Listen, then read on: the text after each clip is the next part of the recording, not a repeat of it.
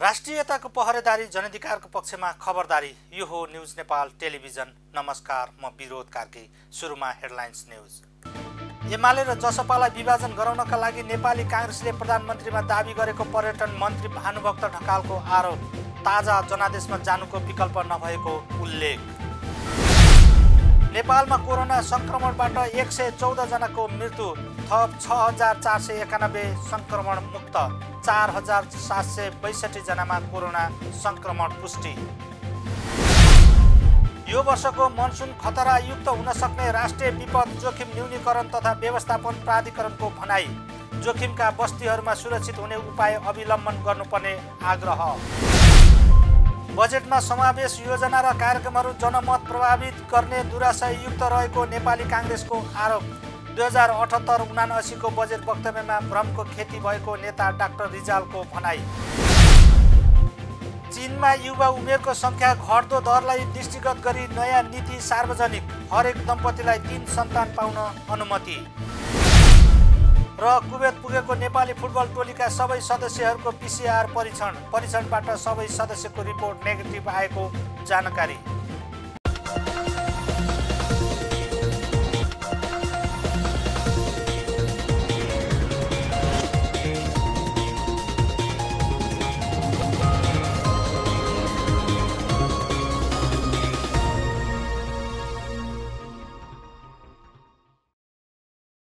अब न्युज विस्तारमा। सुरु गरौं। पर्यटन मन्त्री भानुभक्त ढकालले एमाले र जसपालाई विभाजन गराउनका लागि नेपाली काङ्ग्रेसले प्रधानमन्त्रीमा दाबी गरेको आरोप लगाउनु भएको प्रसङ्गबाट। संस्कृति, पर्यटन तथा नागरिक उड्डयन मन्त्री भानुभक्त ढकालले एमाले र जसपालाई विभाजन गराउनका लागि नेपाली काङ्ग्रेसले प्रधानमन्त्रीमा दाबी गरेको आरोप लगाउनु भएको छ। सोमबार मन्त्री ढकालले नेकपा एमाले र जनता समाजवादी पार्टीलाई विभाजन गराउने मनासायका साथ नेपाली काङ्ग्रेसका सभापति शेरबहादुर देउवाले प्रधानमन्त्रीमा दाबी गर्नुभएको बताउनु भएको हो। दलीय व्यवस्थामा अरू दलका सांसदको समर्थन छ भन्नु गैर लोकतान्त्रिक भएको भन्दै उहाँले काङ्ग्रेसले अरू पार्टीको आन्तरिक मामिलामा भाँजो हाल्ने काम गरेको आरोप समेत लगाउनु भयो। सबै धाराहरू पारा गर्दै अहिले यो चरणमा पुग्नु भएको छ। त्यसले गर्दा संविधानको धारा 76 को उपधारा 2 बमोजिम दाबी गर्नका लागि जुन आउने चरण 3 दिनको अवधि सकियो, 72 घण्टाको अवधिमा कसैले पनि बहुमत पुरा गर्न नसकेपछि अहिले 76 को 5 बमोजिमको जुन दाबीको कुरा आयो र त्यसलाई मान्छेहरूले अलि निरपेक्ष र निर्दलीय कोणबाट व्याख्या गर्न खोजेका छन्। हाम्रो देश सङ्घीय लोकतान्त्रिक गणतन्त्रात्मक मुलुक हो।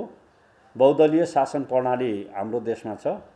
यसले गर्दा दलीय शासन प्रणालीभित्र निर्दलीय आचरण र आकाङ्क्षा अनुरूपको राजनीति फर्काउँछु भनेर जसले नेतृत्व गर्छ त्यसले अग्रगमनको कुरा गर्नु नै वास्तवमा प्रतिगमनको साधनमा चढेर अग्रगमनको कुरा गर्ने कुरा यो आफैमा विरोधाभासपूर्ण कुरा हो। मन्त्री ढकालले संविधानको धारा 76 को उपधारा 5 को निर्दलीय कोडबाट व्याख्या गर्न नहुने बताउनु भयो। देशमा बहुदलीय शासन प्रणाली रहेको उल्लेख गर्दै यस प्रणालीभित्र निर्दलीय आचरण अनुरूपको राजनीति गर्न खोज्नु प्रतिगमन भएको उहाँले बताउनु भयो। मन्त्री ढकालले ताजा जनादेशमा जानुको विकल्प नभएको बताउनु भयो।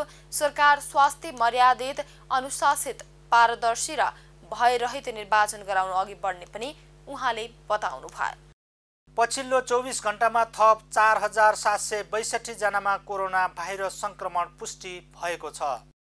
स्वास्थ्य तथा जनसङ्ख्या मन्त्रालयका अनुसार 15055 PCR र 2425 एन्टिजेन परीक्षणमा 4762 जनामा संक्रमण पुष्टि भएको हो। संक्रमणका कारण 114 जनाको मृत्यु भएको छ भने 6491 जना संक्रमण मुक्त भएका छन्। राष्ट्रिय विपद जोखिम न्यूनीकरण तथा व्यवस्थापन प्राधिकरणले यो वर्षको मनसुन खतरायुक्त हुन सक्ने बताएको छ।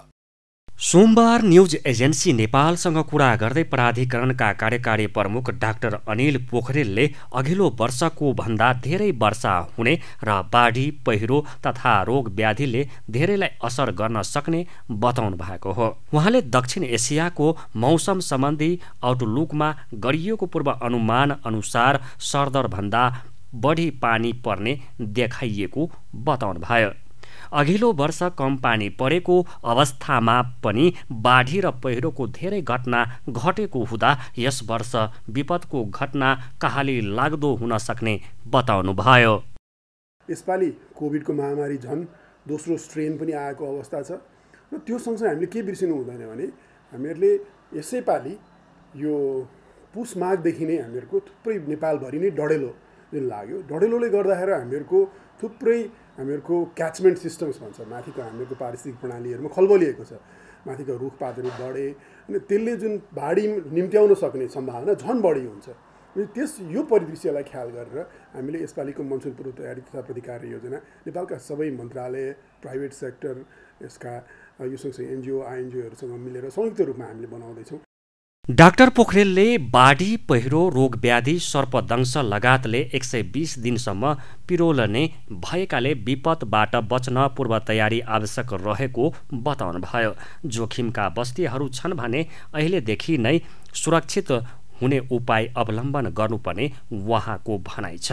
उहाँले विपदबाट बच्नका लागि र जानकारी प्राप्त गर्नका लागि सञ्चार माध्यम र सामाजिक सञ्जालमा आफूहरूले प्रेषित गर्ने सन्देशहरू निरन्तर हेर्न, पढ्न र सुन्न पनि आग्रह गर्नुभयो। प्रमुख प्रतिपक्षी दल नेपाली काङ्ग्रेसले बजेटमा समावेश योजना र कार्यक्रमहरू जनमत प्रभावित गर्ने दुराशययुक्त रहेको निष्कर्ष निकालेको छ। कोभिड महामारीले अर्थतन्त्र र जनजीविका नराम्रोसँग प्रभावित भएको समयमा सरकारले भने निर्वाचन केन्द्रित भएर जनमत प्रभावित गर्ने दुराशयका साथ सोही ढङ्गका योजना र कार्यक्रमहरू बजेट वक्तव्यमा समावेश गरेको ठहर काङ्ग्रेसले गरेको छ। सिंहदरबार स्थित संसदीय दलमा सोमबार आयोजित पत्रकार सम्मेलनमा विपक्षी दलका छाया अर्थमन्त्री समेत रहेका नेता डाक्टर मिनेन्द्र प्रसाद रिजालले 2078-79 को बजेट वक्तव्यमा भ्रमको खेती गरी जनमत प्रभावित गर्ने सरकारी दुराशययुक्त रहेको बताउनुभयो। अनेकौं छलछाम र प्रपञ्च रची सरकारले प्रतिनिधि सभा विघटन गरेर वैधता गुमाइसकेको छ। यसरी वैधता गुमाइसकेको सरकारले आर्थिक वर्ष 2078-79 को आय व्ययको वक्तव्य जेठ 15 गते सार्वजनिक गर्यो। प्रतिनिधि सभा विघटनको कदमको वैधानिकता सर्वोच्च अदालतमा परीक्षण भइरहेको छ।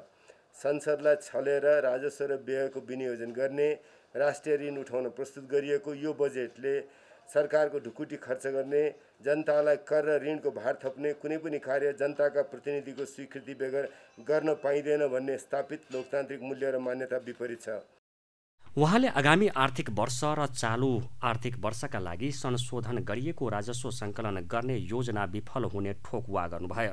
उहाँले सरकारले नागरिकको थाप्लोमा ऋणको बोझ बढाएर अनुत्तरदायी व्यवहार र आचरणको पराकाष्ठ नाघेको टिप्पणी गर्नुभयो। कोरोनाको पहिलो लहरले 12 लाख नेपालीलाई बेरोजगार बनाइएको र दोस्रो लहरले थप बेरोजगारी बढाइएको, खोपको सुनिश्चितता गर्न नसक्दा अपेक्षा गरिए अनुसार राजस्व सङ्कलन, पुँजीगत खर्च लगायतका बजेटमा गरिएको आम्दानीका अन्य लक्ष्यहरू पूरा हुन नसक्ने ठहर काङ्ग्रेसले गरेको छ।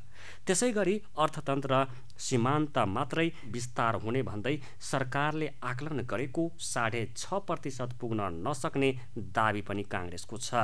काङ्ग्रेसले प्रतिनिधि सभा विघटन गर्ने सरकारको असंवैधानिक कदममाथि परेको मुद्दा सर्वोच्चमा परीक्षण भइरहेको अवस्थामा सरकारले संसद छलेर बजेट ल्याउन नसक्ने पनि दाबी गरेको छ। विगत आम निर्वाचनमा जनता समक्ष अनेकौं छुट बाछा गरेर बनेको यो सरकारले निर्वाचन मार्फत 3.5 वर्ष अघि आफूले प्राप्त गरेको जनअनुमोदनको आधार छिन्न भिन्न पारिसकेको छ। तैपनि जनताको आँखामा छारो हाली शासन गर्न सकिन्छ भन्ने सरकारी मनोकांक्षाबाट सरकार ग्रस्त छ। काङ्ग्रेसले जनमत गुमिसक्दा र शासकीय नेतृत्वको असफलतापछि पनि सरकार 3.5 वर्ष अघिको जनमतको भ्रमबाट मुक्त हुन नसकेको टिप्पणी गरेको छ। पत्रकार सम्मेलनमा छाया मन्त्री डाक्टर रिजालले अघिल्लो वर्ष माघ 14 गते प्रधानमन्त्रीले 3 महिनाभित्र सम्पूर्ण नेपालीलाई खोप उपलब्ध गराइसक्ने प्रतिबद्धता जारी गरेको स्मरण गराउँदै अहिलेसम्म 2,32,000 नागरिकले मात्रै दुवै डोज लगाउन पाएको तथ्याङ्क प्रस्तुत गर्नुभयो। उहाँले खोपको पहिलो डोज लगाउनेहरूका लागि दोस्रो डोजको सुनिश्चितता गर्न पनि सरकार असफल भएको टिप्पणी गर्नुभयो।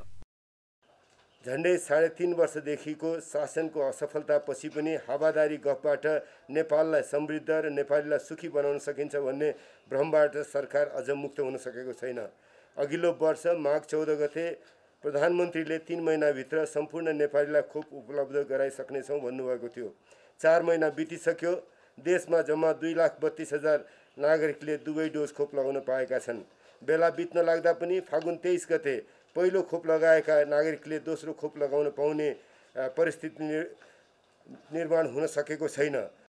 उहाँले बजेट वक्तव्यमा लेखिएका नारा खोप, औषधि र उपकरण अनि अस्पताल होइन, अघिल्लो वर्षभन्दा 3 गुणा लामो वक्तव्यमा सरकारले आफ्ना योजनाहरू आकाशको जुन तारा झैँ खसाल्छु भने झैँ गरी अघि सारेको टिप्पणी गर्नुभयो। सरकारको बजेटले कोभिड महामारीबाट नराम्रोसँग जनजीविका प्रभावित भएमा कसैमा पनि आशा जागृत गराउन नसकेको टिप्पणी गर्नुभयो। विघटित प्रतिनिधि सभा पुनर्स्थापनाका सम्बन्धमा सञ्चारकर्मीको जिज्ञासामा डाक्टर रिजालले न्यायप्रति आफूहरूको भरोसा रहेकाले अदालतले उचित निर्णय गर्नेमा विश्वस्त रहेको भन्दै संविधान, न्याय र जनताको पक्षमा निर्णय हुने दाबी गर्नुभयो। प्रदेश 2 सरकारले आगामी जेठ 24 गते बजेट अधिवेशन आह्वानका लागि प्रदेश प्रमुख समक्ष सिफारिस गर्ने निर्णय गरेको छ। प्रदेश 2 मन्त्री परिषदको सोमबार बसेको बैठकले चालु 5औं अधिवेशन अन्त्य गर्दै 24 गते बजेट अधिवेशन आह्वानका लागि प्रदेश प्रमुख समक्ष सिफारिस गर्ने निर्णय गरेको सरकारका प्रवक्ता समेत रहनुभएका आन्तरिक मामिला तथा कानुन मन्त्री ज्ञानेन्द्र कुमार यादवले जानकारी दिनुभयो। प्रदेशको 5औं अधिवेशन गत चैत्र 30 गतेदेखि सुरु भएको थियो।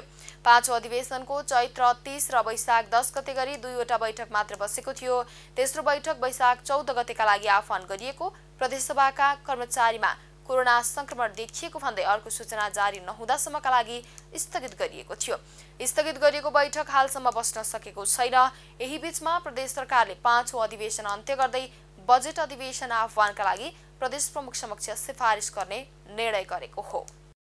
विमानस्थलको नाम परिवर्तन गर्ने सरकारको निर्णयलाई लिएर प्रदेश 1 को ताप्लेजुङ र तेह्रथुममा तीव्र विरोध सुरु भएको छ।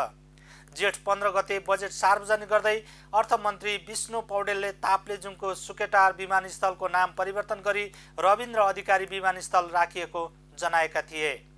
तेह्रथुमको चुहान डाँडा विमानस्थलको नाम परिवर्तन गरी आङ छिरिङ विमानस्थल राखिएको जानकारी दिएका थिए। एक रिपोर्ट।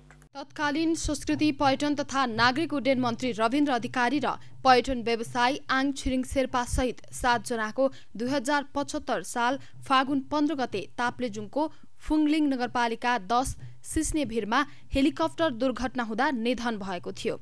विमानस्थलहरूको नाम परिवर्तनका कारण स्थानीयवासीहरूमा उत्पन्न आक्रोशपछि एमालेका नेता एवं ताप्लेजुङका निवर्तमान सांसद योगेश भट्टराईले सामाजिक सञ्जालमा लेखेका छन्, असल काम पनि असल नियत र सही प्रक्रियाबाट गरियो भने मात्र सही परिणाममा पुग्न सकिन्छ। अन्यथा विवाद, विभाजन र अनावश्यक तनाव मात्र झेल्नु पर्दछ। मुलुकको खास क्षेत्रमा युगान्तकारी परिवर्तन गर्न योगदान पुर्याएका व्यक्तित्वहरूलाई चिरकालसम्म स्मरणमा राख्न कुनै ठाउँको नाम या भौतिक संरचनाको नामाकरण गर्ने विश्वव्यापी प्रचलन छ। व्यक्तिका नाममा कुनै ठाउँ तथा भौतिक संरचनाको नामाकरण गर्दा लोकतान्त्रिक विधि अपनाएका मुलुकहरूले स्थानीय जनताको राय लिने गर्दछन्। अधिनायकवादी शासकहरूले भने माथिबाट सिधै लाद्ने गर्दछन्। माथिबाट लादिएका निर्णयहरू जतिसुकै राम्रा भए पनि विवादमा पर्ने गर्दछन्। नेपालका सन्दर्भमा पनि व्यक्तिका नाम जोडिएका ठाउँ, भौतिक संरचना एवं सम्पदाहरू धेरै छन्। नेपालको नाम लनैने मुनिबाट राखिएको भनाइ पनि छ। जनकपुर, विराटनगर, वीरगञ्ज, महेन्द्रनगर, वीरेन्द्रनगर, सिद्धार्थनगर लगायत धेरै ठाउँको नामाकरण ऐतिहासिक व्यक्तिको नाममा गरिएको छ। मुलुकको एकमात्रै अन्तर्राष्ट्रिय विमानस्थल पनि राजा त्रिभुवनको नामबाट राखिएको छ। काठमाडौँ पोखरा जोड्ने पृथ्वी राजमार्ग, काकडभित्ता बनबासा जोड्ने महेन्द्र राजमार्ग, काठमाडौँ कोदारी जोड्ने अरनिको राजमार्ग, पोखरा सिद्धार्थ राजमार्ग, उदयपुर ओखलढुङ्गा जोड्ने सिद्धिचरण राजमार्ग लगायत धेरै महत्त्वपूर्ण सडकहरू पनि ऐतिहासिक व्यक्तित्वहरूको योगदानलाई चिरकालसम्म स्मरण गराउन राखिएका हुन्। यसैगरी वीर अस्पताल, बीपी क्यान्सर अस्पताल, गजेन्द्र नारायण सिंह अस्पताल, भीम अस्पताल लगायत धेरै स्वास्थ्य संस्थाहरूको नामाकरण ऐतिहासिक योगदान पुर्याउने व्यक्तिको नामबाट गरिएको छ। विश्वका अन्य मुलुकहरूमा शासन सत्ता परिवर्तनपछि हुने छिटफुट विवाद बाहेक नामाकरण तथा नाम परिवर्तनका सन्दर्भमा खासै विवाद देखिँदैन। तर हाम्रा मुलुकका सन्दर्भमा भने पटक पटक नाम परिवर्तन गरी विवाद निम्त्याउने गरिएको देखिन्छ। स्थानीय जनताको चाहना तथा राय विपरीत शासकहरूको स्वार्थ तुष्टिका लागि कुनै स्थानको नाम परिवर्तनलाई स्वाभाविक मानिन्न। उदाहरणका लागि अहिले ताप्लेजुङ र तेह्रथुममा विमानस्थलको नाम परिवर्तनपछि उत्पन्न विवादलाई लिन सकिन्छ। सोलुखुम्बुको कुनै विमानस्थललाई आङ छिरिङको नामबाट राखिएको भए स्थानीय जनताले स्वागत नै गर्थे होलान्, तर पाथरबासीले आङ छिरिङलाई चिन्दैनन्। रविन्द्र अधिकारी राष्ट्रिय विमानस्थल सँगै नाम जोड्नुपर्ने गरी मुलुकलाई योगदान पुर्याएका नेता हुन् वा होइनन् बहसको विषय छ। तर उनलाई कास्की जिल्लाले जति चिन्छ ताप्लेजुङले त्यति चिन्दैन। भानुभक्त आचार्य नेपालका राष्ट्रिय विभूति हुन्। नेपालको भौगोलिक एकीकरण पृथ्वीनारायण शाहले गरे जस्तै भाषिक एकीकरणको नेतृत्व भानुभक्त आचार्यले गरेका हुन् भन्ने कुरामा विवाद छैन। तर जनकपुरमा स्थानीय बासिन्दाद्वारा भानुभक्त आचार्यको शालिग तोडियो। नजिकैको सप्तरीमा स्थानीय जनताको माग अनुसार जिल्ला अस्पताललाई गजेन्द्र नारायण सिंह अस्पताल नामाकरण गरियो। भारतको दार्जिलिङमा भानुभक्तको शालिग पुजिनु तर नेपालकै जनकपुरमा तोडिनुको कारण स्थानीय मनोविज्ञान हो। केही वर्ष अघि ताप्लेजुङमै हेलिकप्टर दुर्घटनामा परि निधन भएका भूगोलविद डाक्टर हर्क गुरुङको नाममा उनको गृह जिल्ला लमजुङमा स्थानीय जनताको चाहना अनुसार एउटा हिमशिखरको नामाकरण गरिएको छ। ताप्लेजुङकै कुनै हिमशिखरको नामाकरण हर्क गुरुङको नाममा गरिएको भए अहिले जस्तै विवाद हुन पनि सक्थ्यो। मुलुकको नीति निर्माण तहमा रहनेहरूले यस्ता घटनाबाट पाठ सिक्नुपर्छ। बिन्दुकान्त घिमिरे, न्युज नेपाल टेलिभिजन, काठमाडौँ। नेपाली काङ्ग्रेसका नेता मिनेन्द्र रिजालले काङ्ग्रेसले एमाले र जसपा विभाजन गराउन लागेको भन्ने संस्कृति पर्यटन तथा नागरिक उड्डयन मन्त्री भानुभक्त ढकालको आरोप निराधार रहेको बताउनु भएको छ। सोमबार न्युज एजेन्सी नेपालसँग कुरा गर्दै नेता रिजालले नेकपा एमालेभित्र झगडाको बिउ आफूहरूले लगाएको नभई प्रधानमन्त्री केपी शर्मा ओलीको अहङ्कार र सबैलाई पेल्ने प्रविधिका कारण विवाद उत्पन्न भएको बताउनु भएको हो। सरकारका विरुद्ध काङ्ग्रेसले अविश्वासको प्रस्ताव ल्याउनु पर्ने आम मागका बीच पनि सरकार विरुद्ध अविश्वास प्रस्ताव नल्याई आफै आलोचित हुँदासम्म पनि काङ्ग्रेस चुप लागेर बसेको उल्लेख गर्दै उहाँले अहिले भने देश र जनताको बृहत्तर साथ र हितलाई ध्यान दिँदै प्रधानमन्त्रीका लागि विकल्प प्रस्तुत गरेको बताउनुभयो। त्यो एकदमै निराधार आरोप हो। यसकारण कि सुरुको दिनदेखि कम्युनिस्ट पार्टी एउटै छँदाखेरि नेकपा रहँदाखेरि जुन किसिमले उहाँले व्यवस्थापन गर्न सक्नु भएन प्रधानमन्त्रीले, उहाँको अहङ्कार र सबैलाई पेल्ने प्रवृत्तिका कारण पार्टी फुटको सङ्घारमा पुगिसक्दाखेरि पनि हामीले संयमित भयौँ र उहाँले प्रतिनिधि सभा विघटन गरिसके पछाडिको राजनीतिक परिस्थितिमा पनि पटक पटक हामीलाई अविश्वासको प्रस्ताव अगाडि बढाउने के गर्ने प्रस्तावहरू आम रूपमा पनि आए। काङ्ग्रेसले अगाडि बढ्नु पर्यो, काङ्ग्रेसको निर्णय गरेन, त्यो निर्णय नगरेका कारणले निकास भएन भनेर हामी आलोचना टिप्पणी खपेर बस्यौँ, तर अर्काको पार्टीमा प्रवेश गरेनौँ। यो बिउ हामीले लगाएको होइन। प्रधानमन्त्रीले संसदमा प्रतिनिधि सभाको पुनर्स्थापन भइसकेपछि अदालतको फैसला पछाडि र त्यस पछाडि अर्को फैसला नेकपा पछिल्लो रूपमा जसरी राख्थ्यो त्यो होइन कि पुरानै माओवादी केन्द्र र एमालेका रूपमा फेरि पुनर्स्थापित भइसकेपछि उहाँहरूले आपसी एकता त गर्नु भएन। तर प्रधानमन्त्रीले के गर्न थाल्नु भन्दाखेरि नेकपा माओवादी केन्द्रका नेताहरूलाई अहिले त्यो पार्टीबाट अलग गर्ने, अहिले आफ्नो पार्टीमा प्रवेश गराउने, अहिले केन्द्रीय जिम्मेवारीमा महत्त्वपूर्ण जिम्मेवारीमा राख्ने काम गर्नु हो। सोमबार न्युज एजेन्सी नेपालसँगै कुरा गर्दै संस्कृति पर्यटन तथा नागरिक उड्डयन मन्त्री भानुभक्त ढकालले एमाले र जसपालाई विभाजन गराउनका लागि नेपाली काङ्ग्रेसले प्रधानमन्त्रीमा दाबी गरेको बताउनु भएको थियो। मन्त्रीको सोही प्रतिक्रियाप्रति टिप्पणी गर्दै काङ्ग्रेस नेता रिजालले काङ्ग्रेसको प्रधानमन्त्रीमा दाबी कसैलाई फुटाउनका निम्ति नभएको स्पष्ट पार्नु भएको हो। लुम्बिनी प्रदेशको एक रिक्त पदका लागि भएको राष्ट्रिय सभाको उपनिर्वाचनमा नेपाली काङ्ग्रेसका उम्मेद्वार दीर्घनारायण पाण्डे निर्वाचित भएका छन्। सोमबार नेकपा एमालेका उम्मेद्वार चन्द्रबहादुर खड्कालाई हराउँदै पाण्डे निर्वाचित भएका हुन्। पाण्डेले 4140 मत ल्याउँदा खड्काले 3612 मत पाउनुभयो। पाण्डेलाई काङ्ग्रेससहित नेकपा माओवादी केन्द्र जनता समाजवादी पार्टीको उपेन्द्र यादव पक्ष र नेकपा एमालेको माधव कुमार नेपाल पक्षले सहयोग गरेको थियो। लुम्बिनी प्रदेश सभाका एमालेबाट निर्वाचित भएका पाण्डेले गत वैशाख 19 गते राजीनामा दिनुभएको थियो। उहाँ 2074 सालको निर्वाचन अघि मात्रै काङ्ग्रेसबाट एमालेमा प्रवेश गर्नुभएको थियो। माओवादी केन्द्रबाट निर्वाचित खड्का एमाले प्रवेश गरेपछि राष्ट्रिय सभामा एक पद रिक्त भएको थियो। उपनिर्वाचनमा कुल 300 मतदाता रहेकोमा 297 जनाले मतदान गरेका थिए। यसअघि जेठ 6 मा बागमती प्रदेशमा भएको राष्ट्रिय सभा सदस्य पदको उपनिर्वाचनमा पनि एमालेका उम्मेद्वार पराजित भएका थिए। अब पालो बिजनेस न्युजको।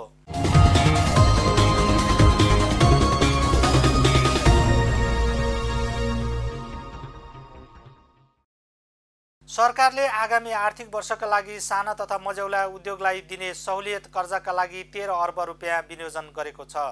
साथै यसअघिदेखि सञ्चालनमा रहेको सहुलियत कर्जाको दायरा फराकिलो बनाउँदै व्यवसाय निरन्तरता कर्जा कार्यक्रमलाई पनि निरन्तरता दिएपछि साना तथा मझौला व्यवसायी उत्साहित भएका छन्। एक रिपोर्ट।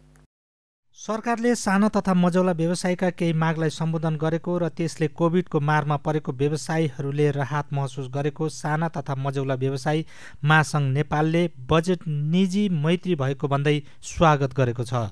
सरकारले प्रस्तुत गरेको आर्थिक वर्ष 2078-79 को बजेटको सम्बन्धमा प्रतिक्रिया दिँदै महासङ्घका वरिष्ठ उपाध्यक्ष इनु पौडेलले बजेट निजी क्षेत्र मैत्री भएको बताउनुभयो। साना तथा मझौला उद्यमीहरूका लागि बिना धितो 25 लाखसम्म कर्जा दिने अघिल्लो वर्षदेखिको निजी कार्यक्रमलाई निरन्तरता दिनु स्वागत योग्य भएको उहाँले बताउनुभयो। युवा उद्यमीलाई कर्जा दिने, नव उद्यमीलाई वित्तीय सघाउ गर्न 1 अर्बको च्यालेन्ज फन्ड स्थापना गर्नु बजेटको राम्रो पक्ष रहेको पनि उहाँले उल्लेख गर्नुभयो। उहाँले स्टार्टअप बिजनेसका लागि परियोजना धितो राखी 1% ब्याजमा 25 लाख रुपियाँसम्म उपलब्ध गराउने कार्यक्रम पनि स्वागत योग्य भएको बताउनुभयो। अब सबभन्दा पहिला त यो आर्थिक वर्षको बजेटमा हैन हाम्रो संगठनले चाहिँ के निष्कर्ष गरेको छ भनेदेखि निजी क्षेत्रलाई चाहिँ नि मैत्रीपूर्ण बजेट जस्तो लाग्छ हैन। मैत्रीपूर्ण बजेट भएको छ हाम्रो लागि चाहिँ, निजी क्षेत्रको लागि चाहिँ मैत्रीपूर्ण बजेटै छ। अनि अब यो अहिले कोरोनाको विकट परिस्थितिमा यस्तो महामारीमा स्वास्थ्य पूर्वाधारका विकास र खोप खरिदका लागि पर्याप्त बजेट विनियोजन गरिनुमा सकारात्मक पक्ष मान्दछु म। यो नगरिकन कुनै पनि अब अहिले जनजीवन यथास्थितिमा आउँदा पनि आउँदैन। र हाम्रो महासङ्घको तर्फबाट भन्दाखेरि चाहिँ जुन नेपाल सरकारले साना तथा मझौला लघु उद्यमीहरूको लागि चाहिँ कृषि, युवा उद्यमी, महिला उद्यमीहरूको लागि कर्जा 25 लाखसम्मको कर्जा 5% ब्याजमा बिना धितो प्रवाह गर्ने भनेर अघिल्लो बजेटमा पनि थियो र त्योलाई निरन्तरता दिएको चाहिँ एउटा स्वागत योग्य कुरा लाग्छ। त्यो एउटा निरन्तरता भएकोमा हैन। अब जस्तै युवा उद्यमीलाई स्टार्टअप व्यवसाय सञ्चालन गर्नको लागि 25 लाखसम्म 1% ब्याज दरमा दिने, त्यो पनि हाम्रो लागि राम्रो कुरा हो। हाम्रो उद्यमी व्यवसायहरूको लागि, हाम्रो साना तथा मझौला उद्यमीहरूको लागि। त्यसपछि आएर कृषि तथा पशुपन्छी विकास कार्यमा जुन बजेटमा आएको छ त्यो पनि स्वागत योग्य नै छ।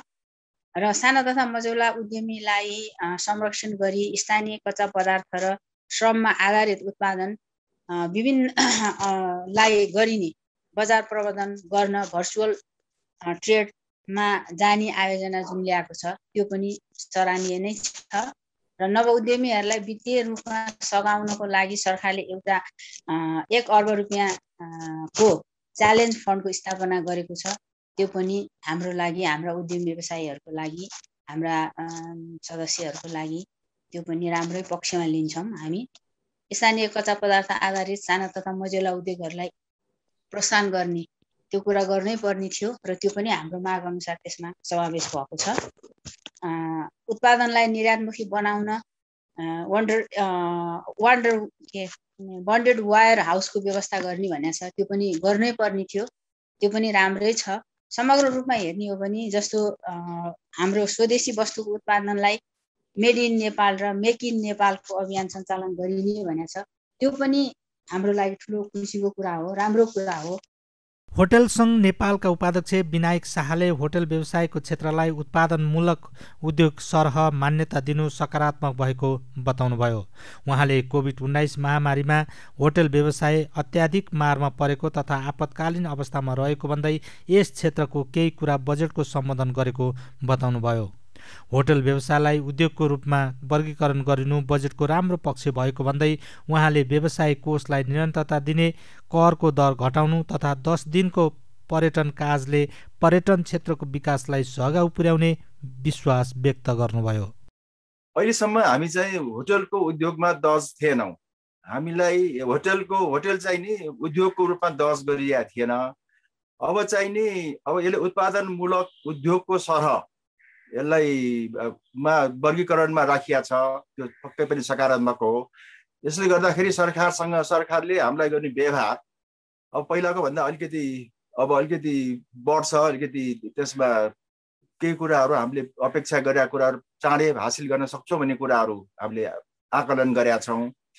अर्को कुरा चाहिँ अब यसपालि जुन त्यो व्यवसाय निरन्तरता कोष भनेर जुन चालु वर्षमा पनि 50 अरबको रकम 5% ब्याज दरमा दिने भन्ने कुरा थियो, त्यसलाई निरन्तरता दिने भन्ने कुरा छ। त्यस्तै अब हाम्रो यो पर्यटन 10 दिनको पर्यटन काज निजामती कर्मचारी, सार्वजनिक संस्थानका कर्मचारीलाई दिने भन्ने कुरा छ, त्यसले पनि केही मात्रामा हामीलाई केही सहयोग टेवा पुर्याउँछ भन्ने हामीले आशा गरेका छौँ। त्यस्तै अब अन्तर्राष्ट्रिय पर्यटक हुन त धेरै कति आउँछन् र, अब धेरै नआए पनि अब 1 महिनाको भिसा शुल्क मिनाहा गर्ने कुराहरू गरेका छ। पैसाको भन्दा पनि यसले चाहिँ नेपालले पर्यटनलाई, अन्तर्राष्ट्रिय पर्यटकहरूलाई अब वेलकम गर्यो भन्ने एउटा सिम्बोलिक मेसेज स्ट्रङ जान्छ, त्यसले पनि राम्रै कुरा हो। त्यो बाहेक अब अलिकति नचल्या होटलहरूलाई आइसोलेसन गर्न चाहेमा केही सहयोग गर्ने कुराहरू, अब त्यस्तै करका दरहरू घटाइदिएको, अब यी कुराहरू छन्। तर अब मैले के भन्छु भन्दाखेरि अब यो जुन व्यवसाय निरन्तरता कोष, अब जुन देश दर्शन कार्यक्रमहरू त यो चालु आर्थिक वर्षको बजेटमै थियो, तर त्यसमा खास हामीले उपलब्धि हासिल गर्न सकेनौँ। अब जसको अलिकति भन्छन् छ, अब अलिकति यताउता गर्न सक्छन्, उहाँहरूले केही मात्रामा पाउनुभयो, तर अधिकांशले पाएनन्। अब त्यसले गर्दाखेरि क्वेसन केमा रह्यो भने यसको व्यवहारमा उतार्ने, यसको व्यवहारमा कार्यान्वयन पक्ष के हुन्छ भन्ने कुराहरू नै सबभन्दा महत्त्व भयो। त्यसकारण जतिसुकै कुरा बजेटमा आए पनि यो जब कार्यान्वयन नै हुँदैन, लागू नै हुँदैन, यसबाट हामीले प्रतिफलै पाउँदैनौँ भनेपछि त यो राम्रो नराम्रो भन्ने कुराहरू पछि नै हेर्नुपर्ने कुरा भयो। नाडा अटोमोबाइल्स एसोसिएसन अफ नेपालका अध्यक्ष कृष्ण दुलालले बजेटले व्यवसायलाई उत्साहजनक बनाउने र व्यवसाय गर्न अथवा उद्योग खोल्न प्रोत्साहन गरेको बताउनुभयो। विद्युतीय सवारी साधनको कर हटाउनु, पुनः कर्जा दिनु लगायतको काम सकारात्मक रहेको उहाँको भनाइ छ। व्यवसायको क्षेत्रमा सरकारले प्रशासनिक सुधार पनि गर्न खोजेको उहाँले बताउनुभयो।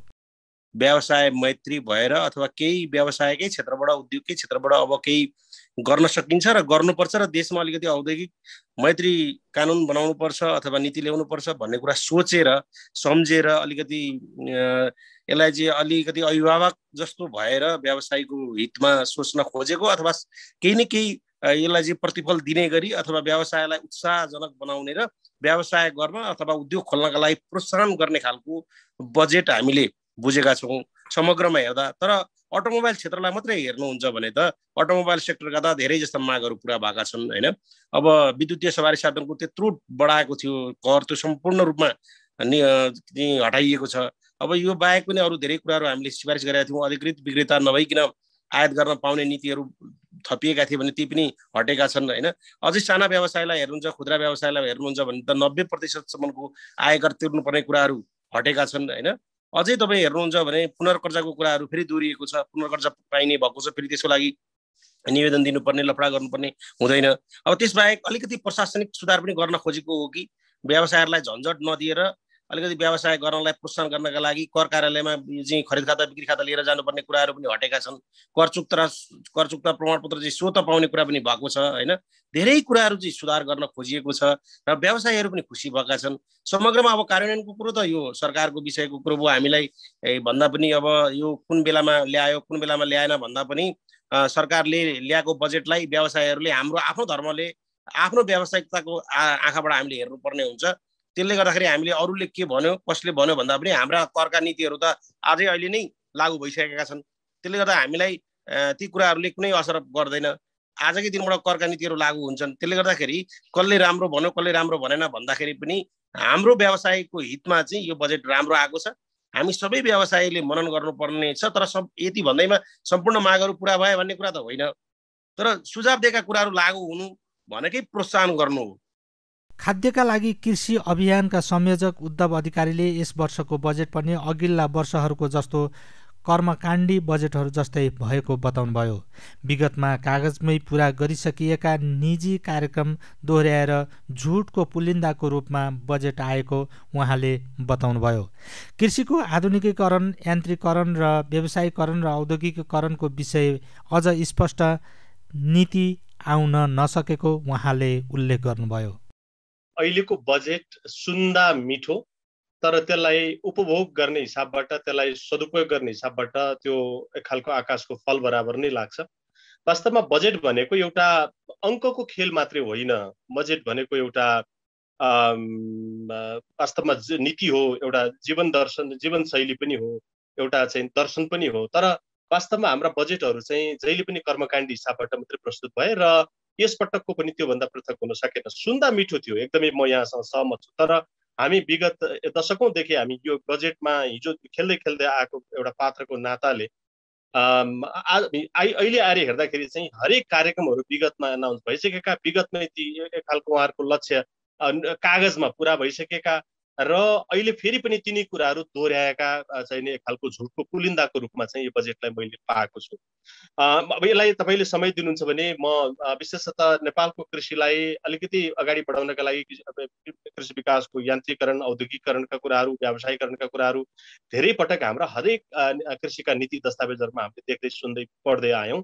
तर त्यो अनुसारको नीति कार्यक्रमहरू अहिले पनि देख्न सकिएको छैन। जस्तो तपाईँको अहिले आत्मनिर्भरताको कुरा अहिले पनि गरिएको छ। लगभग 2 वर्षमा चाहिँ हामी दूध र तरकारीमा आत्मनिर्भर हुने कुरा गरिएको छ, 5 वर्षमा चामलमा आत्मनिर्भर हुने कुरा गरिएको छ, 3 वर्षमा मकै, गहुँ, कोदो, फापरमा आत्मनिर्भर हुने कुरा गरिएको छ। सम्भव यो तरिकाले यसरी हिँडेर हामी यसलाई यो झुटको पुलिन्दा नभनेर के भन्ने, त्यहाँ माथि फेरि अझ हामीले अर्को कुरा के भन्ने भने मल हामी कहाँबाट ल्याउँछौँ? विदेशबाट ल्याउँछौँ। बिउ कहाँबाट ल्याउँछौँ? विदेशबाट ल्याउँछौँ। प्रविधि कहाँबाट ल्याउँछौँ? विदेशबाट ल्याउँछौँ। प्राविधिक किसान तहमा प्राविधिक कति छन्? 0 छन्। यस्तो तरिकाबाट उत्पादन डबल गर्ने कुरालाई झुटको पुलिन्दा नभने के भन्ने? यो सबै कुराहरूले हेर्दाखेरि यान्त्रिकरणको कुराहरू गरिएको छ, ठिकै हो, राम्रै हो। देशको कृषिलाई यान्त्रिकरण गर्नुपर्छ भनेर हामीले चाहिँ नि स्वीकारेका पनि छौँ। त्यो अहिले मात्रै होइन, धेरै अगाडिदेखिका सरकारहरूले त्यो भन्दै आइरहेका छन्। तर अहिले पनि विदेशबाट ल्याएका यन्त्रहरूबाट, विदेशबाट ल्याएको पेट्रोल डिजल पेट्रोलियम पदार्थबाट हाम्रो कृषि आत्मनिर्भर हुन्छ भनेर भनेको कुरा हामीले कसरी पत्याउने होइन?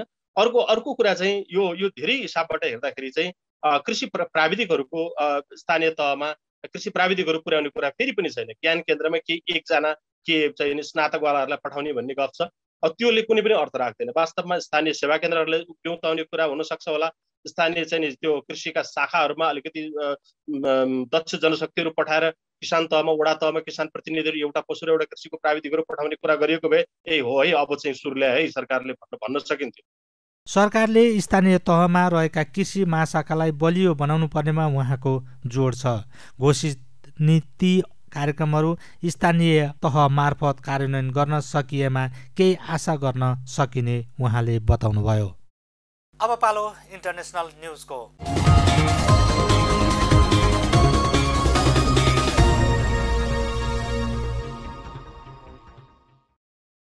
चीनमा हरेक दम्पतिलाई 3 सन्तान पाउन अनुमति दिएको छ।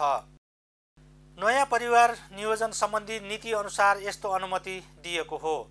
चिनिया कम्युनिस्ट पार्टीको राजनैतिक ब्युरोको सोमबार बसेको बैठकले नयाँ नीति पारित गरेको हो। चीनमा वृद्ध-वृद्धाको जनसङ्ख्या बढी भई युवा उमेरको सङ्ख्याको घट्दो दरलाई दृष्टिगत गरी नयाँ नीति सार्वजनिक गरिएको सिबानले जनाएको छ।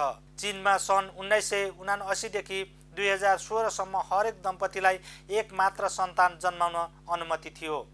2016 पछि त्यो नीति परिवर्तन गरी 2 सन्तानको अनुमति दिएको थियो। बढी सन्तान जन्माउने दम्पतिमाथि कारबाही हुन्थ्यो। चीन विश्वकै सबैभन्दा बढी जनसङ्ख्या भएको मुलुक हो, तर पछिल्लो समय चीनको जनसङ्ख्या वृद्धि दर घटेको छ। गत महिना सार्वजनिक जनसङ्ख्यामा गत वर्ष 1 करोड 20 लाख बालबालिका जन्मिएका थिए। यो सन् 2016 मा जन्मिएका 1 करोड 80 लाखको तुलनामा 60 लाखले कम हो। कोरोनाको दोस्रो लहरको संक्रमणको हटस्पट बनेको भारतमा संक्रमितको दैनिक वृद्धिमा कमी हुँदै आएको छ। 1.5 महिना अघिसम्म लगातार 4 लाख संक्रमित हुँदै आएकोमा पछिल्लो 24 घण्टामा त्यहाँ 1,53,485 जनामा संक्रमण पुष्टि भएको छ। यो सङ्ख्या आइतबारको तुलनामा 21,000ले कम हो।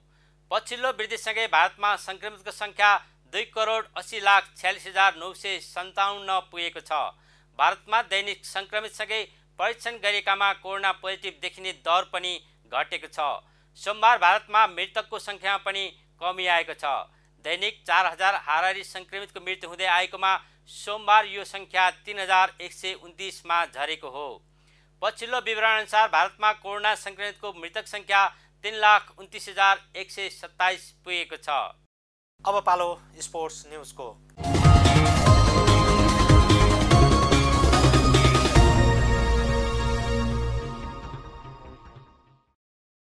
सन् 2022 मा कतारमा हुने विश्वकप र 2023 मा चीनमा हुने एसियन कपको संयुक्त छनौट अन्तर्गत दोस्रो चरणको छनौटको बाँकी खेल खेल्न कुवेत पुगेका नेपाली फुटबल टोलीका सबै सदस्यको PCR रिपोर्ट नेगेटिभ आएको छ। नेपाली टोली इराकसँगको मैत्रीपूर्ण खेलपछि गए राति कुवेत पुगेको थियो। त्यसपछि टोलीका सबै सदस्यहरूले PCR परीक्षणका लागि स्वाब दिएका थिए। नेपाली टोलीमा रहेका सबै सदस्यको रिपोर्ट नेगेटिभ आएको कुवेतबाट जानकारी प्राप्त भएको छ। शनिबार बासरामा भएको मैत्रीपूर्ण खेलमा नेपाल इराकसँग 6-2ले पराजित भएको थियो। छनौट अन्तर्गत समूह B मा रहेको नेपालले बाँकी 3 खेल कुवेतमा खेल्नेछ। नेपालले जेठ 20 गते चाइनिज ताइपेई, जेठ 24 गते जोर्डन र जेठ 28 गते अस्ट्रेलियासँग खेल्नेछ। नेपालको सबै खेल नेपाली समयअनुसार राति 9:45 बजे सुरु हुनेछ। 3 वटै टिम फिफा वरियतामा नेपालभन्दा माथि छ। अस्ट्रेलिया फिफा वरियतामा 41औं स्थानमा छ भने जोर्डन 95औं र चाइनिज ताइपेई 141औं स्थानमा छ। नेपाल 171औं स्थानमा रहेको छ। हामी न्युज बुलेटिनको अन्त्यमा आइपुगेका छौं। जाँदा जाँदै हेडलाइन्स न्युज पुनः एकपटक।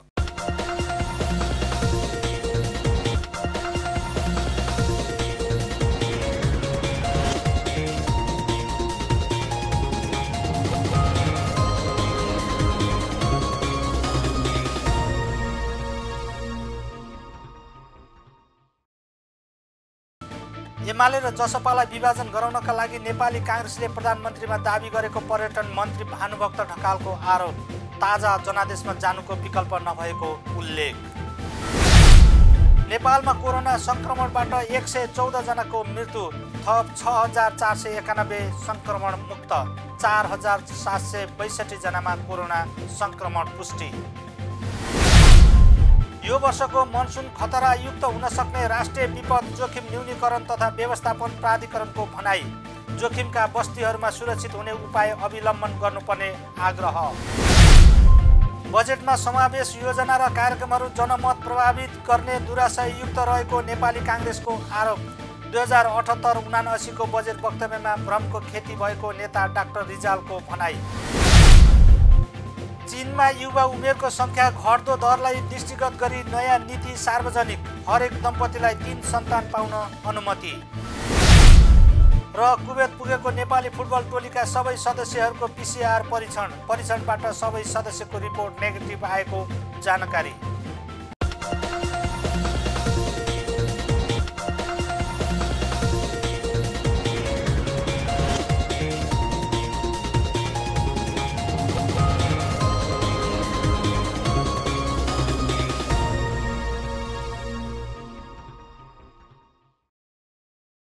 अहिलेलाई न्युज नेपालको न्युज बुलेटिन यति नै। हाम्रो न्युज र कार्यक्रमहरू युट्युब र फेसबुकमा पनि प्रत्यक्ष हेर्न सक्नुहुनेछ। राष्ट्रियताको पहरेदारी, जनधिकारको पक्षमा खबरदारी हेर्दै रहनुहोला न्युज नेपाल टेलिभिजन। नमस्कार।